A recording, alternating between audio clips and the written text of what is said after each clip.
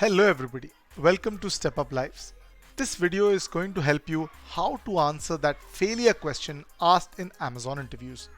There have been a lot of people who have been wanting to understand what are the expectations and what is an ideal answer when we talk about a failure question.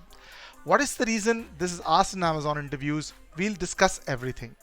If you are new to the channel, subscribe with the bell icon as well as like this video. Also in the description of this video, you will find a complete playlist of videos related to Amazon and some resources as well.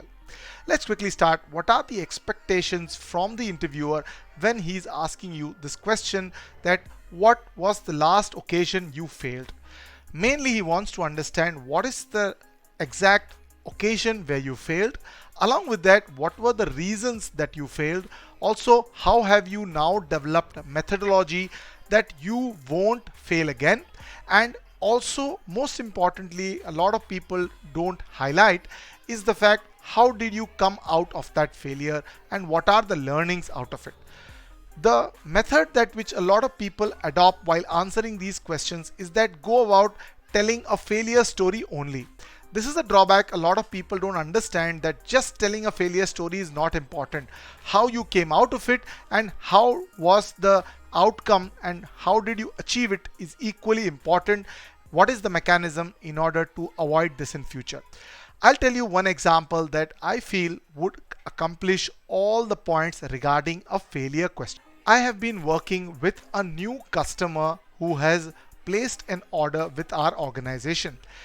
At upfront, I felt that I will provide the same level of documentation as well as details to this customer. But I did not realize that a lot of customers who are new to the organization have some kind of trust issues as well as some clarity of information that is needed. With my initial submissions, I realized that I made a big blunder by not submitting all the details that are required with the project. This was the failure occasion that I faced. I tried to analyze what was the reason that I failed in this occasion that the customer could not get all the information. One of the big reasons I realized is that I made an assumption that all customers or this new customer will also be acquainted with our methods as well as our techniques. But it did not happen.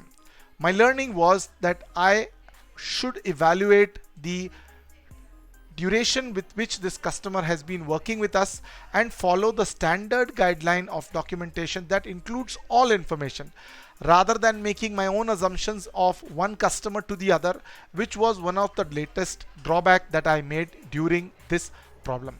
How I came out of it was that I immediately spoke to the customer, got all the stakeholders together, had a joint meeting and also understood what are the gaps and the expectation of documents that they wanted and completed the documentation and submitted to the customer.